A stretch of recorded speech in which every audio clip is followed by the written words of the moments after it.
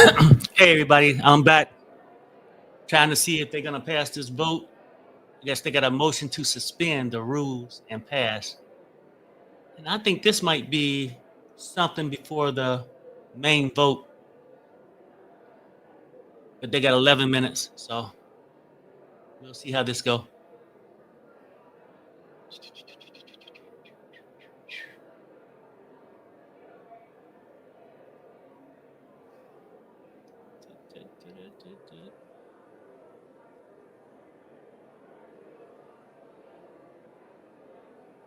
Hmm.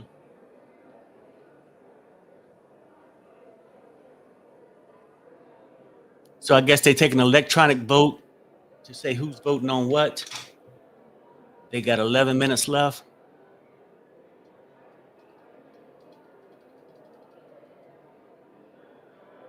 And I know that, they've been going back and forth on who should have did what. The Democrats should have done it 4 years ago, and possibly they should have. You know what I'm saying? Not taking nobody off the hook. Trump ran saying that this is what he was going to do. I think at this point, justice needs to be served for these young women that was harmed by Epstein and others. And they seem to want to pass this vote today, but I think it's somewhere where they wanted to push it to the Senate to make sure people aren't hurt by it or like innocent people harmed. So, I mean, redact their name from the things that people who ain't doing it, but we need to know who actually um, did harm to these women. And regardless of Democrat, Republicans, rich or poor, whoever did these things need to pay. That's my opinion. But let's see.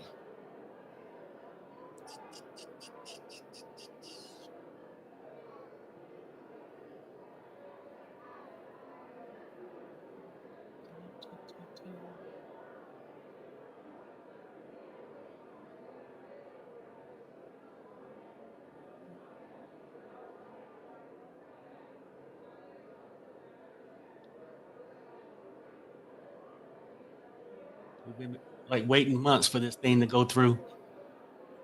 And I'm about tired of them blaming one side, blaming the other side. At this point, let's get it out there. Neither side should have anything to worry about. If your name ain't in the book, if you didn't do nothing wrong, you shouldn't have a problem.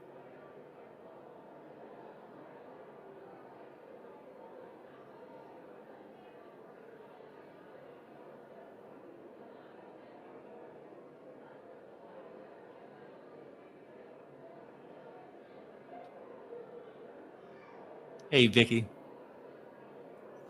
we'll see how this vote going.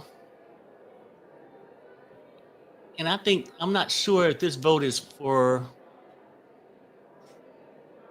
just so should they add other rules to it, and then they're gonna get to another vote. But I think there's another vote going after this.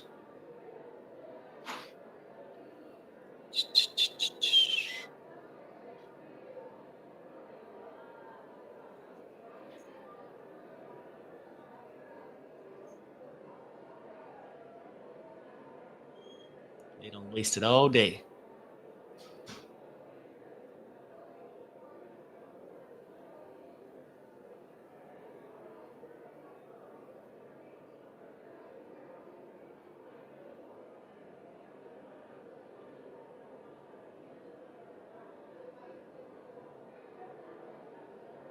Seven minutes.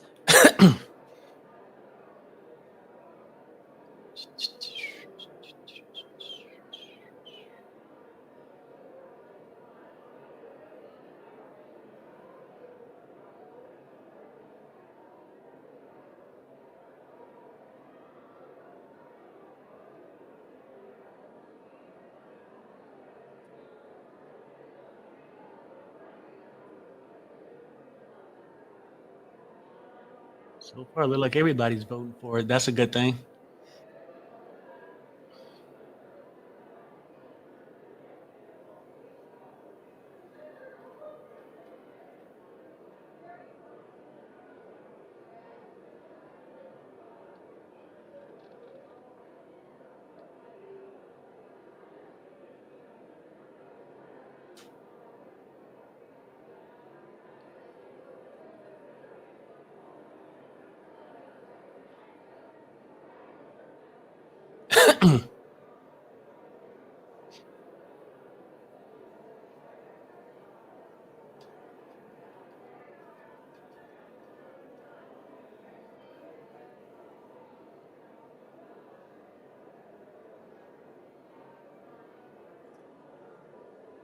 Now, I wonder how this is gonna play out. They'll pass it. They gonna probably send it to the Senate. But I wonder uh, how they gonna finagle their way out of it. Like, is it gonna get blocked in the Senate, get pushed along for another month or two, or they'll come up with something else? Like maybe since we got these other investigations going, maybe we can't show the files right now. Trust and believe. I think it's something else they got up their sleeve to not show these files.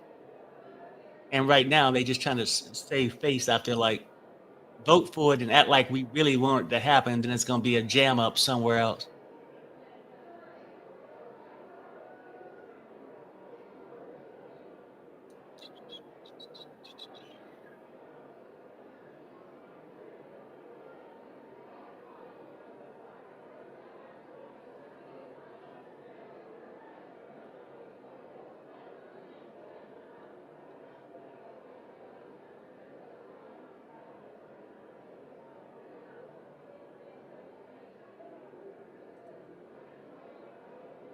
They might push it. This is all they do is keep pushing. Yeah, and that's what I believe too. Something like that might happen.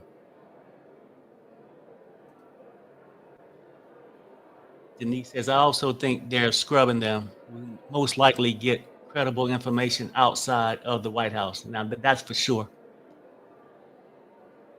I mean, I don't think they're going to come clean. And whatever they do, they're going to play a lot of games with it. But at the end of the day, these files need to be released, at least have an opportunity for people to see what's actually in them. Now, the games they play to cover them up after this vote, I guess we'll find out soon.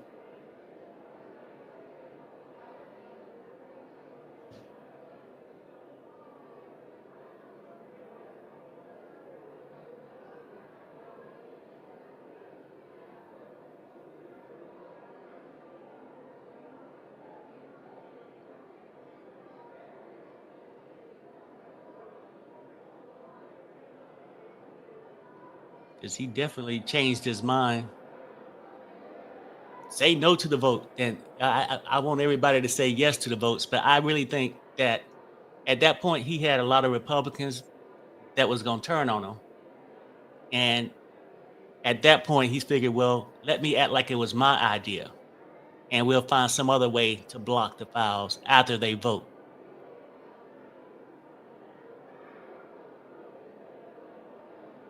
That's just my theory, but we'll find out.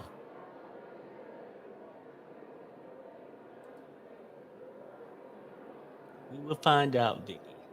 We will find out.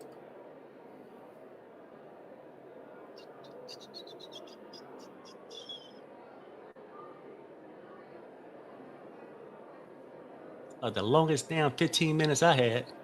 He's just ticking. Everybody's, well, they don't have a mic on in there, but let's get to it. Because it sounds like they got this, and I'm not sure if they were just voting on an amendment on this one. It says on a motion to suspend the rules and pass.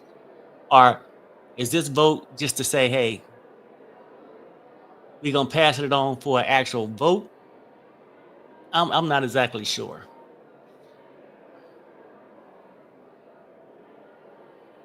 Either this will be the final vote for Congress and it either go through, or they agreeing that it should go to an official vote.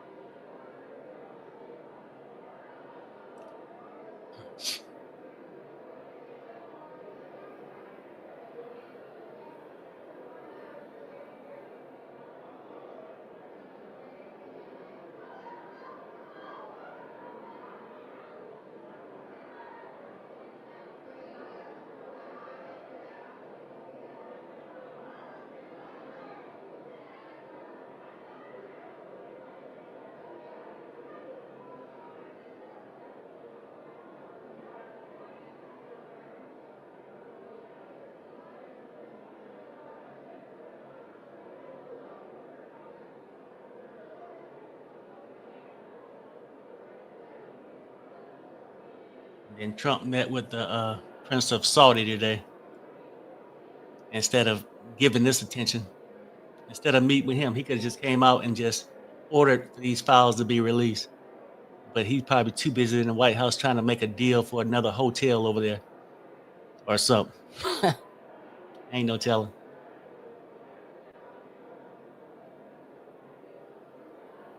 Ain't no telling. No, they don't want the truth to come out. But at this point, like both sides, rich people worried that was getting their freak on, Democrats, Republicans, whoever, and whatever religion they in, it doesn't matter. Like these people need to be exposed. That's what I'm thinking.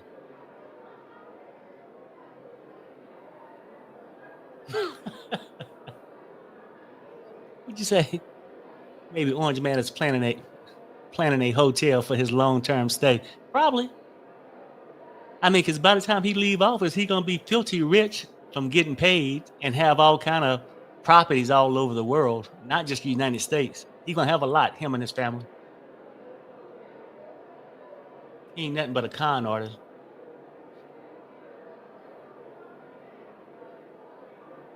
Nothing but a con artist.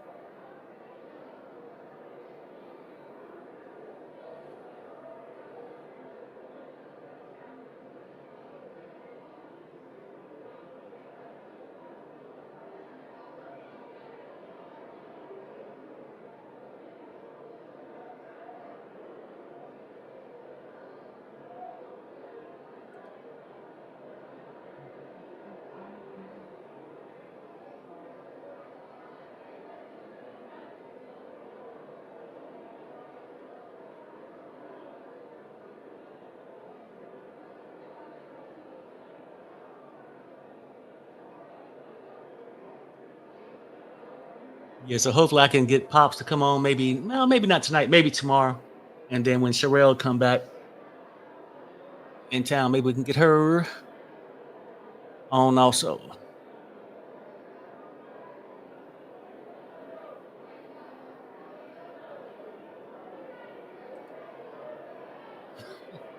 Yeah, I will, Vicky. I get them back on. It's probably a lot more to talk about once we get this stuff out there and just talking about what's in it, what part they gonna share with us that's in it. But me and Pops and them definitely got to get back on it.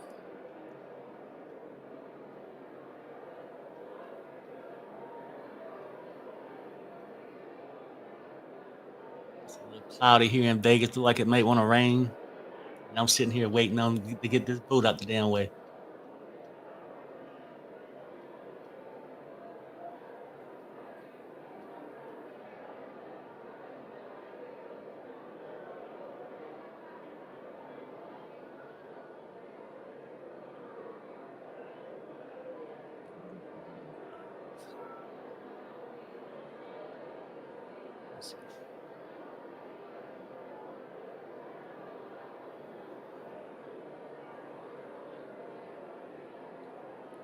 Yeah, the time is up. I mean, I guess they waiting all these. They did it electronically, so I guess it should be like I think 400 and something people. I guess they waiting to get the all the numbers in.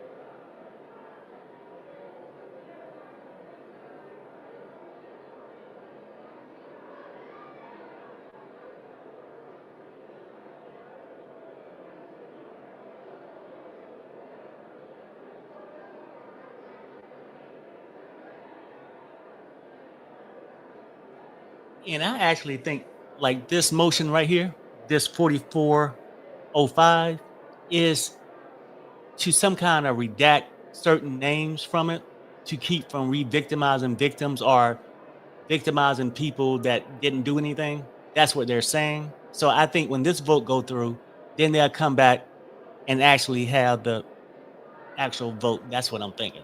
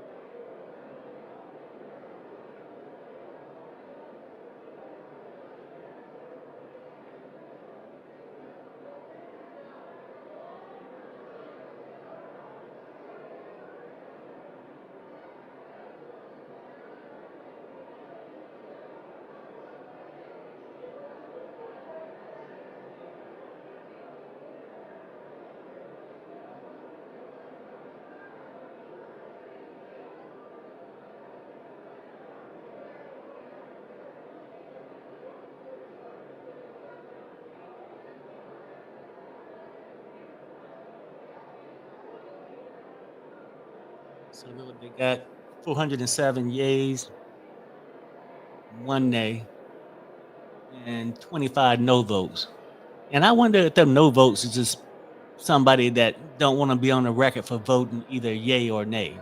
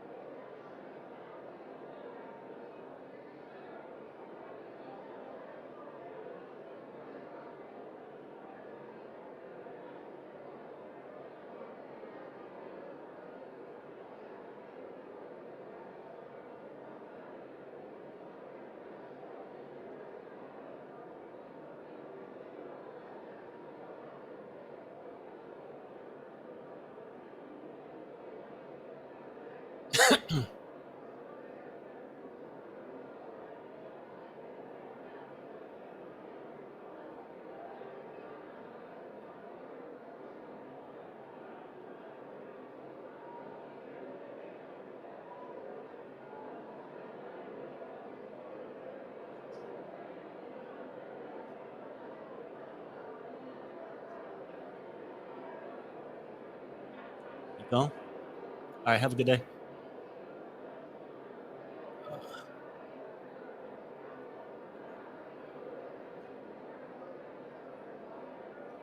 It is going. Yeah. Yeah. Dark out there.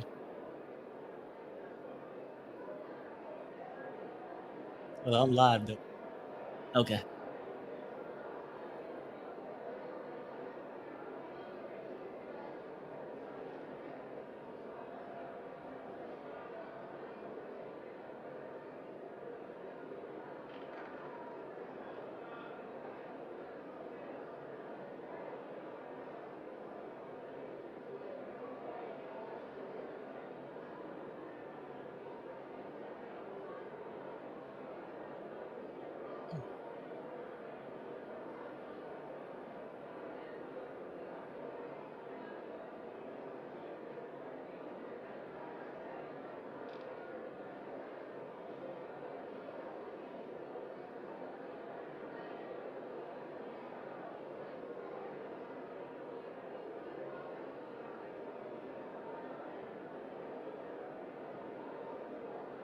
All right, man. Have a good day.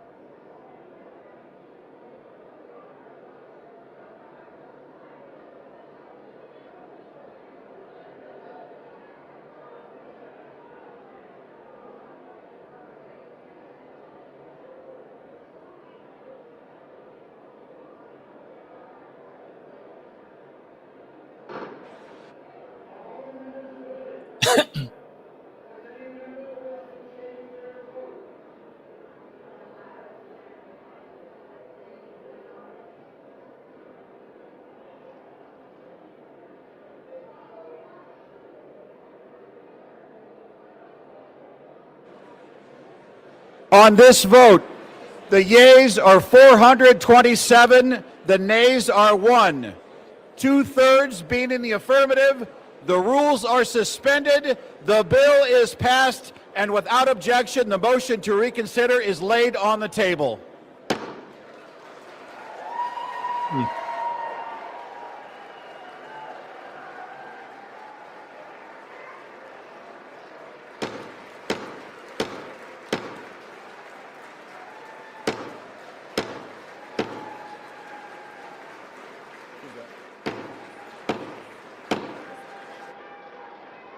Pursuant to Clause 8, Rule 20, the unfinished business is the vote on ordering the previous question on House Resolution 879, on which the yeas and nays are ordered. The clerk will report the title of the resolution. House Calendar Number 47, House Resolution 879. Resolution providing for consideration of the joint resolution, Senate Joint Resolution 80, providing for congressional disapproval under Chapter 8 of Title 5 United States Code of the rules submitted by the Bureau of Land Management relating to National Petroleum Reserve in Alaska Integrated Activity Plan Record of Decision, providing for consideration of the joint resolution, House Joint Resolution 130, providing for congressional disapproval under Chapter 8 of Title 5 United States Code of the rules submitted by the Bureau of Land Management relating to Buffalo Field Office Record of Decision and approved Resource Management Plan Amendment, providing for consideration of the joint resolution, House Joint Resolution 131, providing for congressional disapproval under Chapter 8 of Title 5 United States Code of the rules submitted by the Bureau of Land Management relating to Coastal Plain Oil and Gas Leasing Program Record of Decision, providing for consideration of the concurrent resolution, House Concurrent Resolution 58, denouncing the horrors of socialism, providing for consideration of the bill, H.R. 1949, to repeal restrictions on the export of import of natural gas, providing for consideration of the bill, H.R. 3109, to require the Secretary of Energy to direct the National Petroleum Council to issue a report with respect to the petrochemical refineries in the United States and for other purposes, providing for consideration of the bill, H.R. 5107, to repeal the Comprehensive Policing and Justice Reform Amendment Act of 2022, enacted by the District of Columbia Council, providing for consideration of the bill, H.R. 5214, to require mandatory pretrial and post-conviction detention for crimes of violence and dangerous crimes and require mandatory cash bail for certain offenses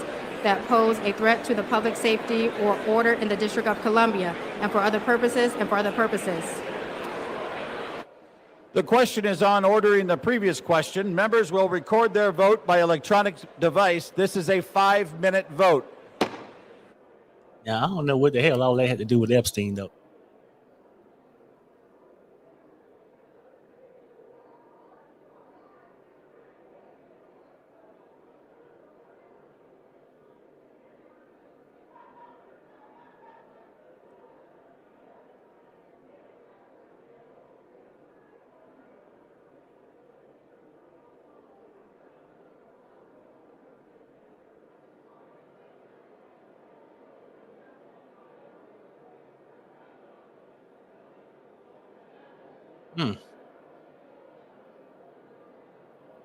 I say just release the files already. I mean, we just going up and down, wasting time.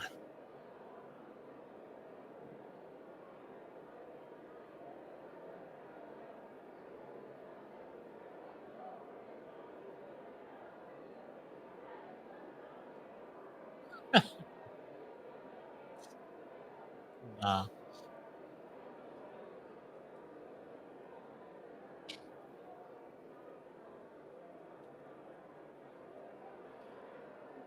I'll be right back.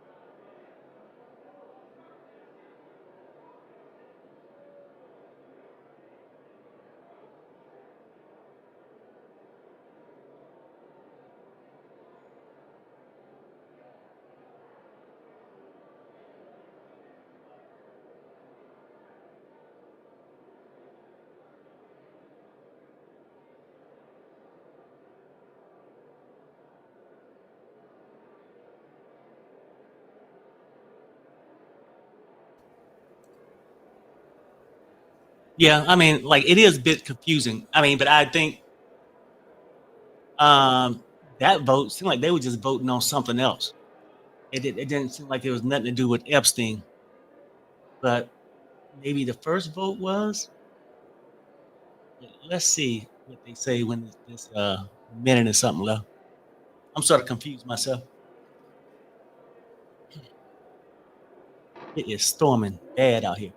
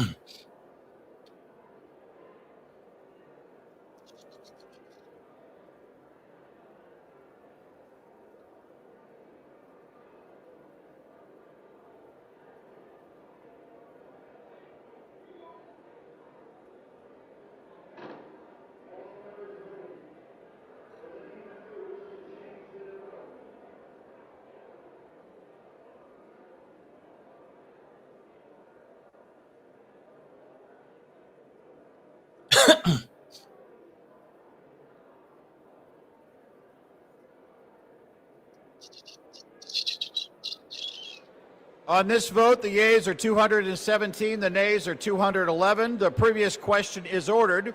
The question is on the adoption of the resolution. Those in favor say aye. Those opposed say no.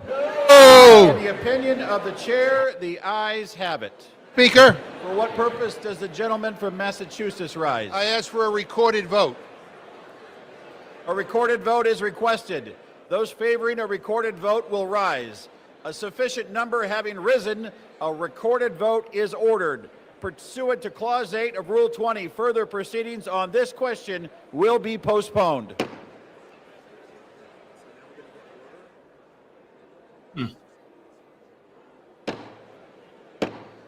The House will be in order. The House will come to order. The House will come to order. For what purpose does the gentleman seek recognition? To speak out of order for 1 minute, Mr. Speaker. Without objection, the gentleman is recognized. Thank you, Mr. Speaker.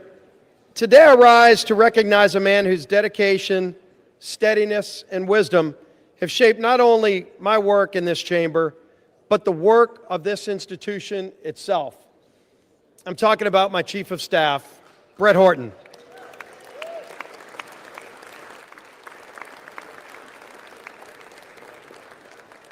There are few people who know Capitol Hill more intimately than Brett. For 15 years... Gentlemen will suspend. The House will be in order. Gentleman's For recognized. 15 years, he's been by my side. He began as my counsel in 2010 and worked his way through some of the most demanding, consequential roles in the House. Policy Director at the Republican Study Committee, Floor Director in the Majority Whip's office, and for the last decade, my Chief of Staff in both the Whip's office and the Leader's office. To me and to countless members of Congress and staff, Brett Horton has been far more than a colleague. He's been a trusted advisor, steady in his approach, wise in his counsel, and deliberate in his words and actions. When the stakes were the highest, Brett's voice was the one you wanted in the room. His fingerprints are on every major Republican policy victory we've achieved in the past decade. But perhaps more importantly, he's been by my side through tough personal and professional challenges that extend far beyond legislating. Who gives a damn? We need In the aftermath of the congressional baseball shooting, an event that shook my family, my staff, and this entire conference in Congress, Brett's leadership and friendship were unwavering. He helped carry us through one of the most difficult and unprecedented challenges we ever faced. Mr. Speaker, public service at this level demands trust, character, and unwavering duty for the institution that is this United States Congress. Brett Horton embodies all of these qualities. I'm profoundly grateful for his years of service to me personally, to this House, and to our country.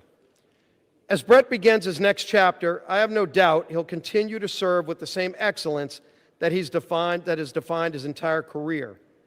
The United States House of Representatives is the stronger institution because of Brett Horton's distinguished service here. I wish Brett all the best in his future endeavors, and I tell you, thank you, Brett, for your personal friendship and for your service to this great United States of America and this great Congress. Thank you, Brett Horton. Okay, next time, just take time. Write him a love letter.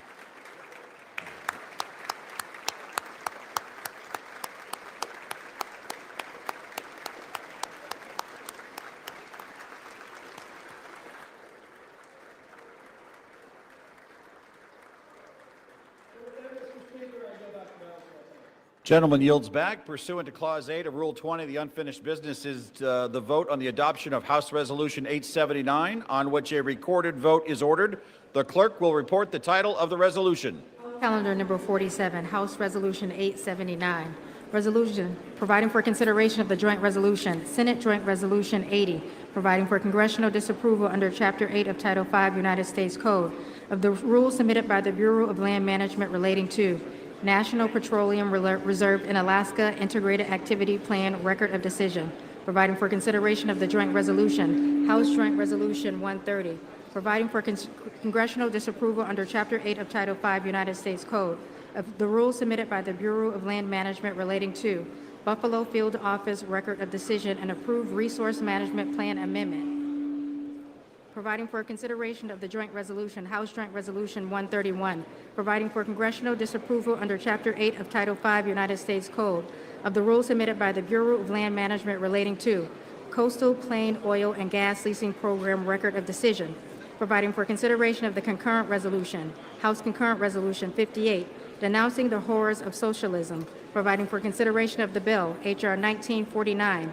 to repeal restrictions on the export and import of natural gas, providing for consideration of the bill, H.R. 3109, to require the Secretary of Energy to direct the National Petroleum Council to issue a report with respect to the petrochemical refineries in the United States and for other purposes, providing for consideration of the bill, H.R. 5107, to repeal the Comprehensive Policing and Justice Reform Amendment Act of 2022, enacted by the District of Columbia Council, providing for consideration of the bill, H.R. 5214, to require mandatory pre-trial and post-conviction detention for crimes of violence and dangerous crimes, and require mandatory cash bail for certain offenses that pose a threat to the public safety or order in the District of Columbia, and for other purposes and for other purposes.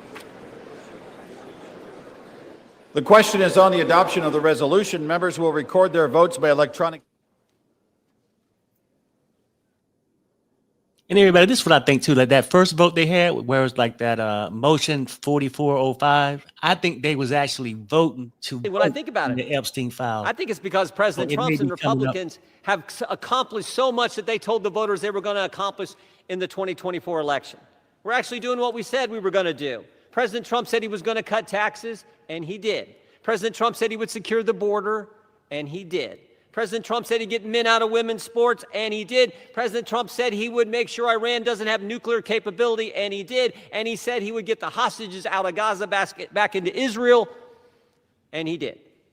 All in 9 months. So I don't know what causes this mindset, this syndrome that the left has, but I know one thing. It is real. Which brings me to last week.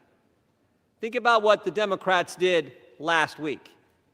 The Democrats released an email that the Oversight Committee had obtained from the estate, an email from Mr. Esptein to Ms. Maxwell. When the Democrats released it, they redacted the victim's name, something we all support, something everyone supports, except in this case, no court had ordered that name redacted, no agency had redacted it, and the estate didn't redact it. And the victim had already went public. So why black out her name? Why black out her name? Because she had said in her book and had testified under oath that she never saw any wrongdoing by President Trump. So think about what they did. In an email between two criminals, Mr. Esptein and Ms. Maxwell, in an email between two criminals, they hide the name of an individual who had went public and exonerated the president, and we know why, to distort and twist the message because they thought it might harm the president. Their position, cover up the names of people who are already public, but don't worry about other innocent people who the court said should remain private. Again, I think the American people see through it. They see through what the Democrats are doing.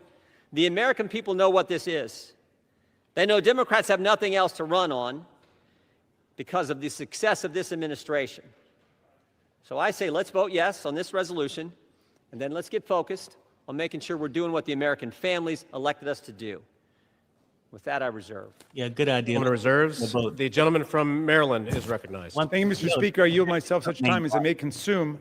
The gentleman is recognized. Today, 4 months and 3 days after Mr. Khanna and Mr. Massey introduced their discharge petition, perhaps the most famous discharge petition in American history, the People's House unites across party lines to draw a moral line.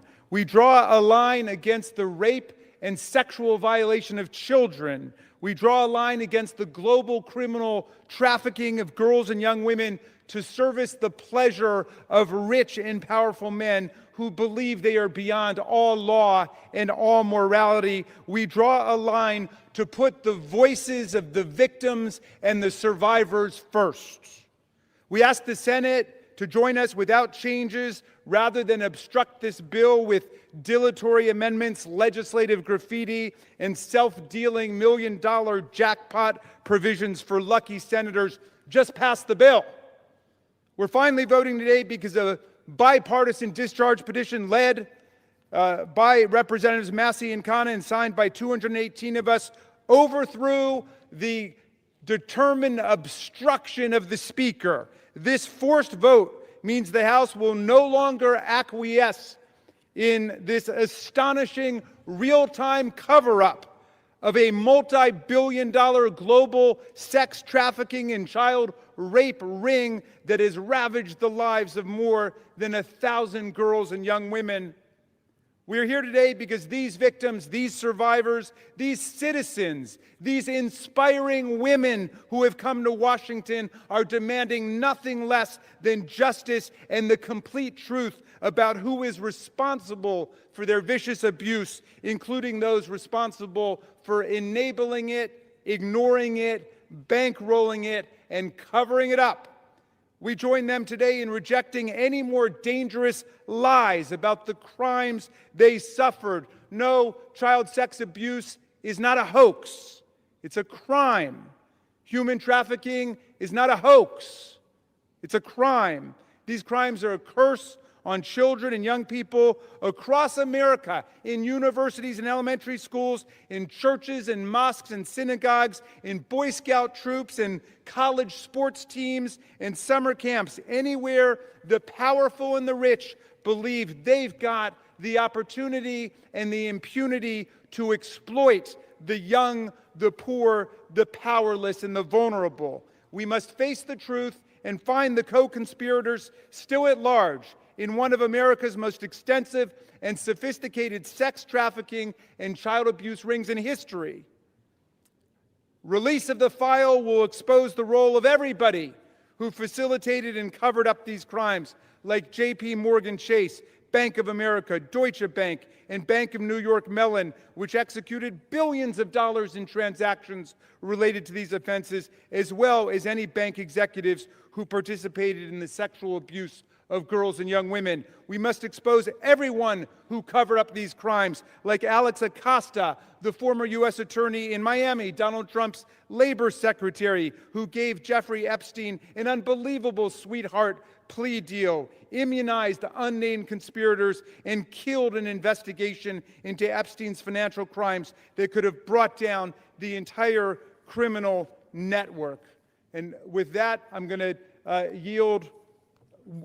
I'll reserve the balance of my time. The gentleman reserves. The gentleman from Ohio is recognized. Thank you, Mr. Speaker. I yield 4 minutes to the distinguished chair of the House Oversight Committee, Mr. Comer, the gentleman from Kentucky.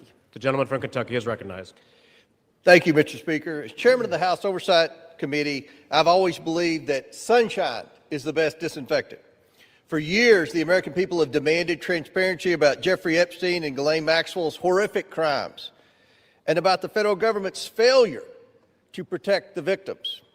The House Oversight Committee is conducting a thorough review of the federal government's investigation into Epstein. Our work goes far beyond the legislation before us today. We are committed to accountability, transparency, and justice for the American people and for the survivors of these appalling crimes. To date, the Oversight Committee has released more than 65,000 pages of documents, issued 13 subpoenas, and conducted interviews with 2 key witnesses, both of whom were Republicans. The Trump administration has provided us with Department of Justice materials and access to suspicious activity reports. Unfortunately, throughout this investigation, Democrats have chosen to manufacture yet another anti-Trump hoax instead of pursuing justice.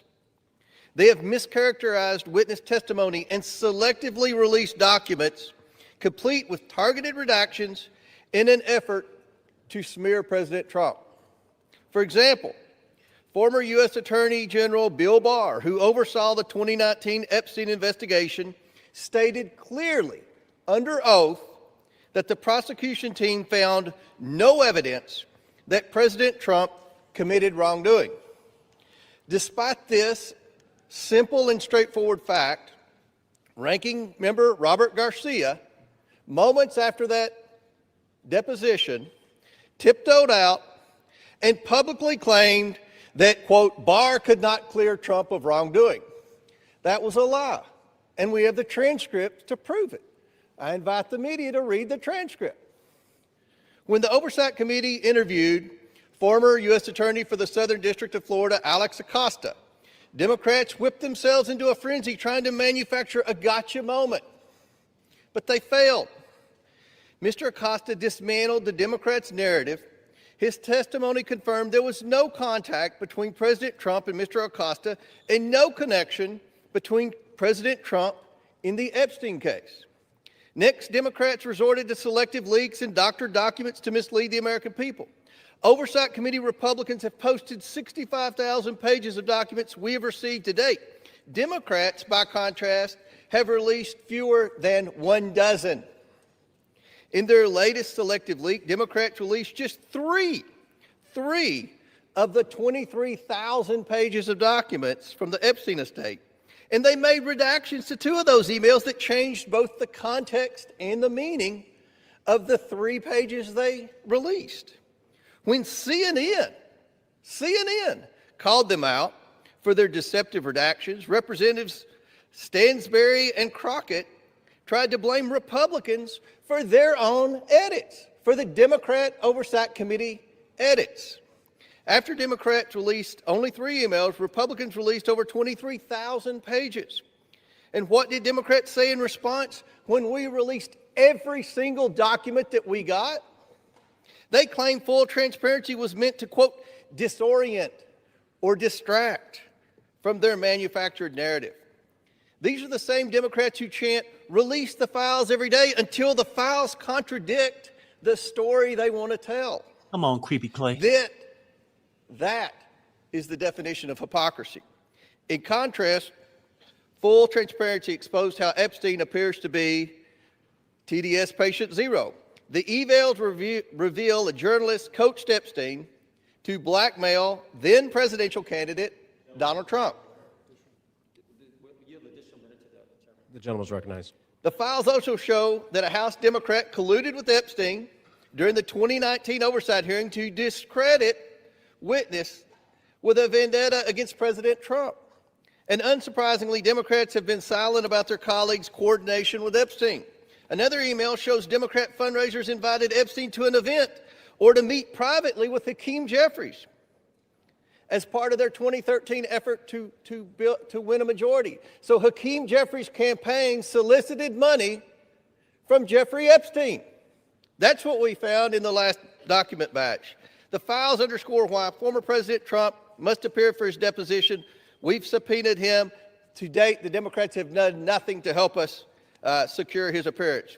I support full transparency. The Oversight Committee will continue to work to get the truth to the American people and to get justice for the victims. That's our goal of this investigation. With that, I yield back. Well, thank you, Clay. Gentleman I think we Yeah, can Mr. Speaker, we reserve. get on with The it. gentleman reserves. The gentleman from Maryland is recognized. Thank you, Mr. Chairman.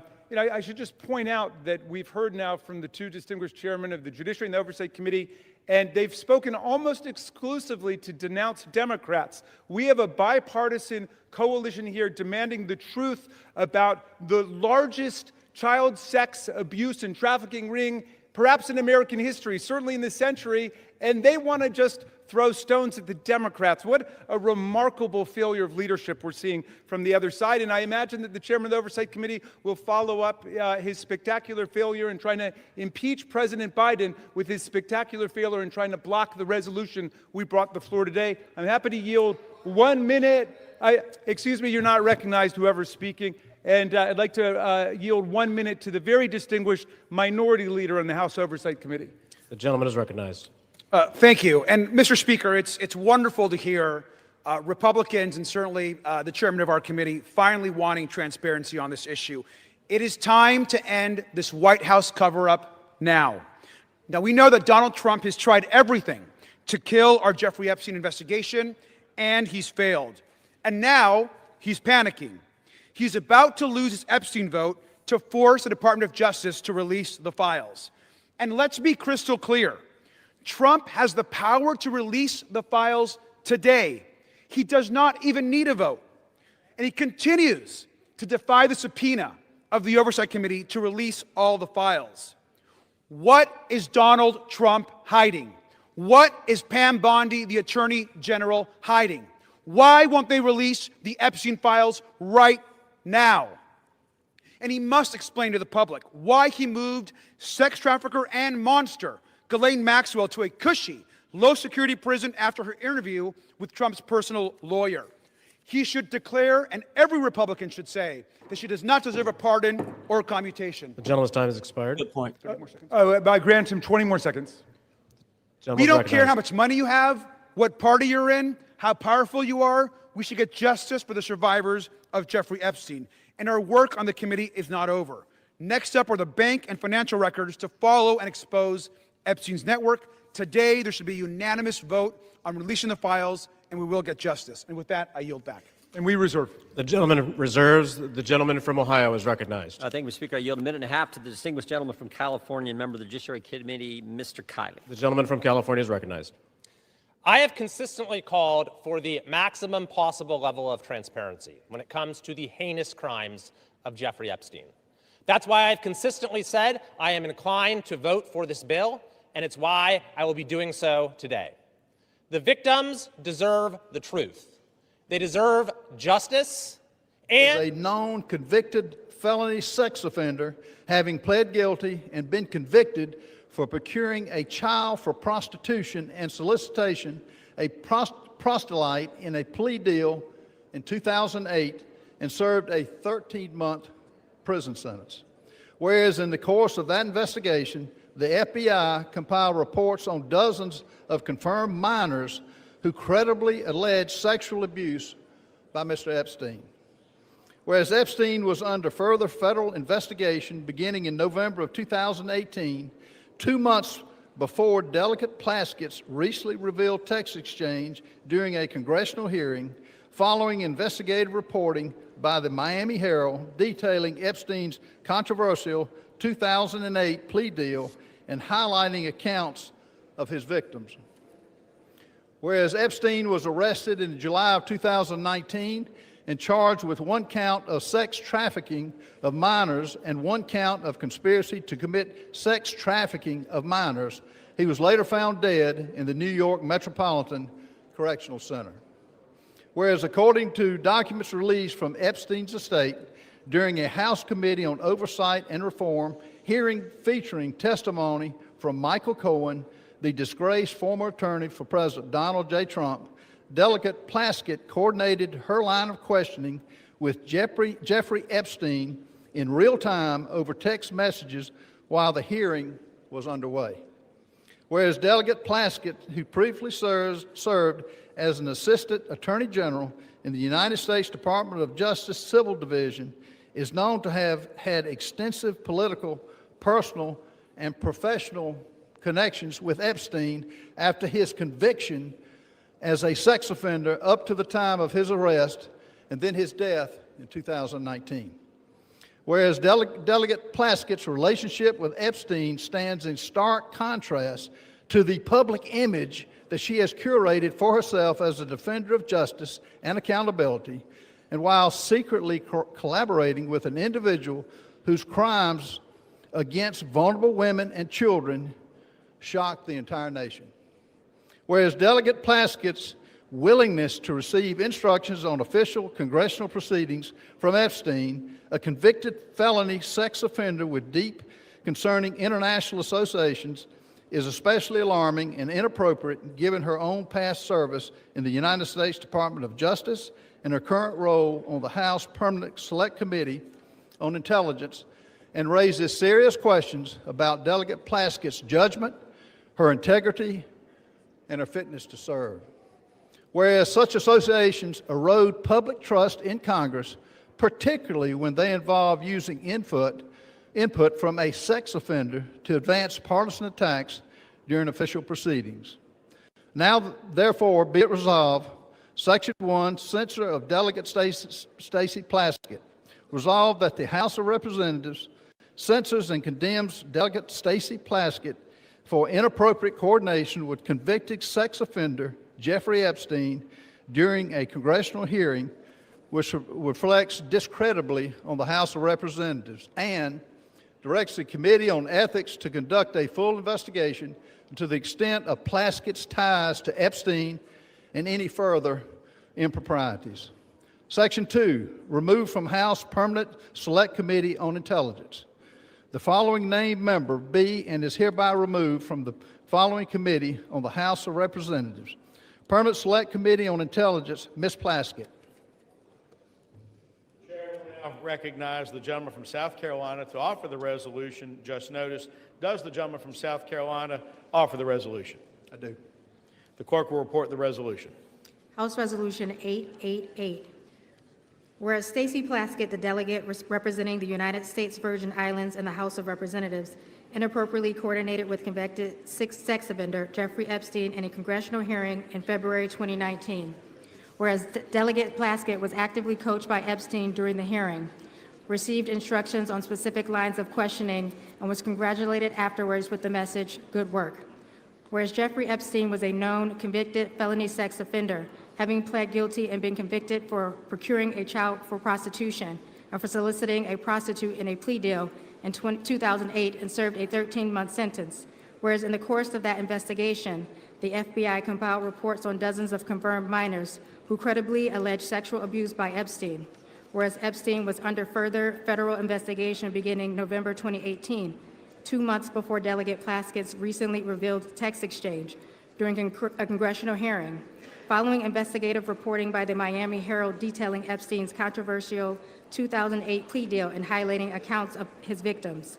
Whereas Esptein was arrested in July 2019 and charged with 1 count of sex trafficking of minors and 1 count of conspiracy to commit sex trafficking of minors, and he was later found dead in the New York Metropolitan Correctional Center. Whereas according to documents released from Espstein's estate, during a House Committee on Oversight and Reform hearing featuring testimony from Michael Cohen, disgraced former attorney to President Donald J. Trump, Delegate Plaskett coordinated her line of questioning with Jeffrey Esptein in real time over text message while the hearing was underway.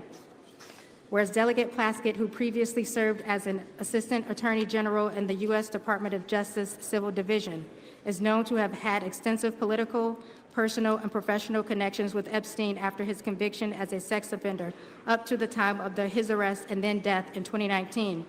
Whereas Delegate Plaskett's relationship with Esptein stands in stark contrast to the public image she has curated for herself as a defender of justice and accountability, while secretly collaborating with an individual whose crimes against vulnerable women and children shocked the nation. Whereas Delegate Plaskett's willingness to receive instructions on official congressional proceedings from Esptein, a convicted felony sex offender with deeply concerning international associations, is especially alarming and inappropriate given her own past service in the U.S. Department of Justice and her current role on the House Permanent Select Committee on Intelligence, and raises serious questions about Delegate Plaskett's judgment, integrity, and fitness to serve. And whereas such associations erode public trust in Congress, particularly when this involves using input from a sex offender to advance partisan attacks during official proceedings, now therefore be it resolved. Section 1, censure of Delegate Stacey Plaskett.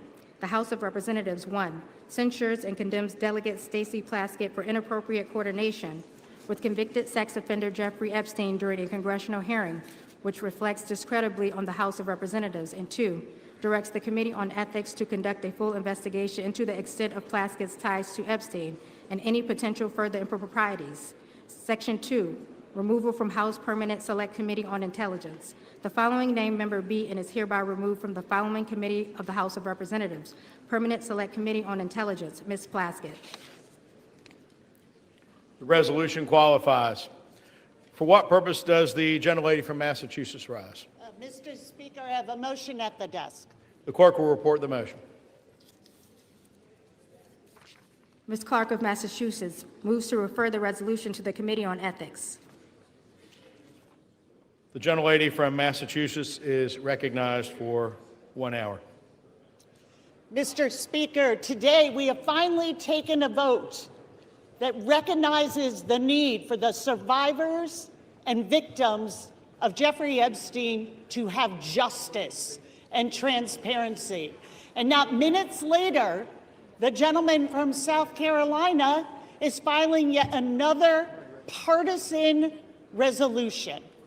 I ask all of my colleagues to support this motion to refer this to the Ethics Committee, and I yield back my time. Without objection, the previous question is ordered. The question is on the motion to refer. All those in favor say aye. Aye. All those opposed say no. No. In the opinion of the chair, the noes have it. Mr. Speaker. And the motion is not up. What Mr. purpose? Speaker, I request a call of the yeas and nays.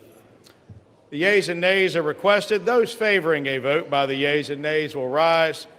A sufficient number having risen, the yeas and nays are ordered. Members will record their votes by electronic device. 5 minutes will be allowed for this vote. Okay.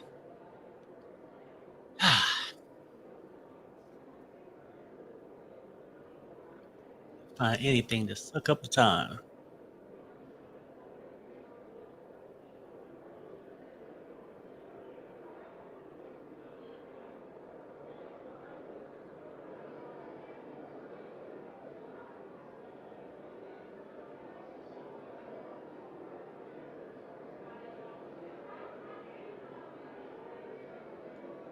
And this is still the House vote. And this is what I think, that they got a couple things they're voting on. And I think that first vote was to vote to see whether they want to put it to the floor for a vote.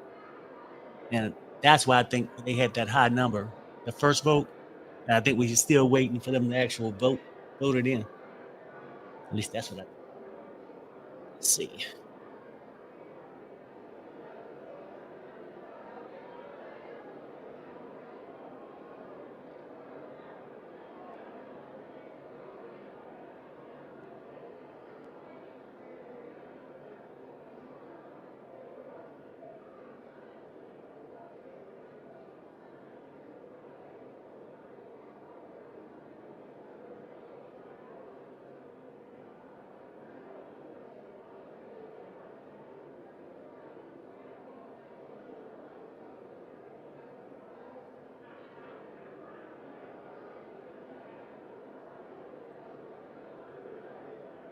What's up, First? And you welcome, brother.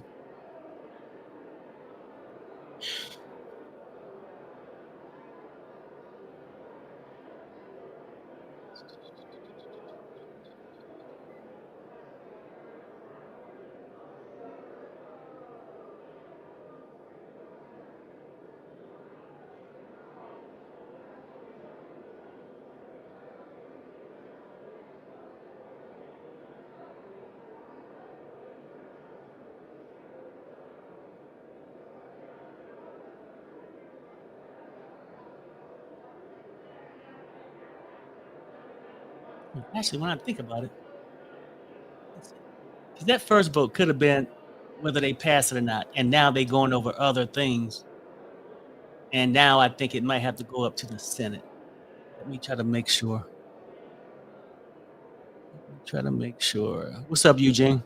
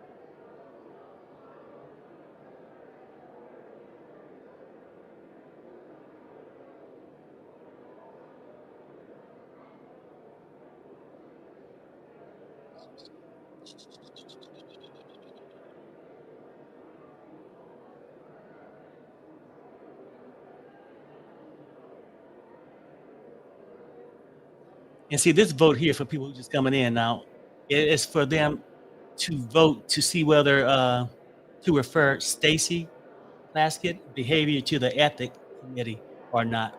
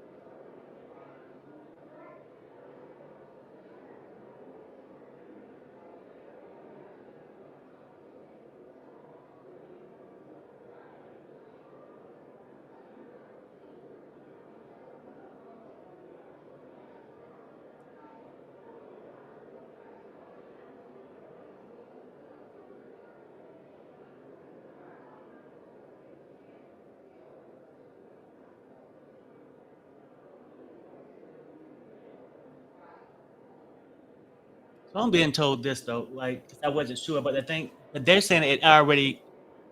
The release has been voted for releasing the files. Now it has to go to the Senate,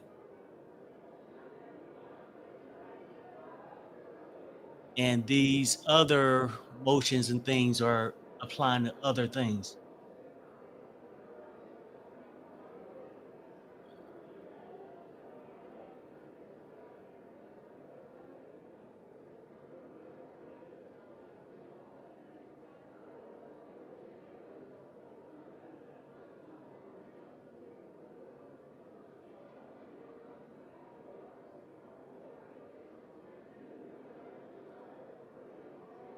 Perry, what do you think about what is going to happen? Don't tell me that it's not looking good. I'm praying that it's going to be a good one. Well, it seemed like it already passed the Congress, but it had to go up to the Senate now, which I feel like that might be a problem. Or they'll either come back to say, well, we voted to release the files, but we can't because we got other investigations that's out there. And while they're open, we can't release the files. They would come with something because there has to be some plan somewhere where he reversed his whole decision from blocking the files from going out to yes, vote yes, everybody, because you got Republicans that was going to turn against them and vote on them anyway. And to save face, let's have them all vote and we'll come up with another plan to block the files from being seen. That's my opinion. I don't know for a fact. That's just what I'm thinking that's going on.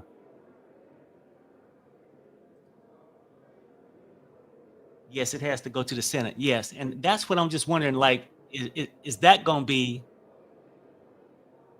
the period where it get blocked or slowed down for a while? But trust and believe it's going to have to be something. He don't want this information out there. That's what I'm thinking. That's what I'm thinking. But these other motions and amendments and whatever they voting on, I don't think it's important. I was only here to see if it's going to be released. But that first vote was to release the files. So we're going to go ahead and get off. I want to thank you guys for popping in. On this vote, the ayes are 213 and the noes are 214. The motion is not adopted. Without objection, the motion to reconsider is laid on the table.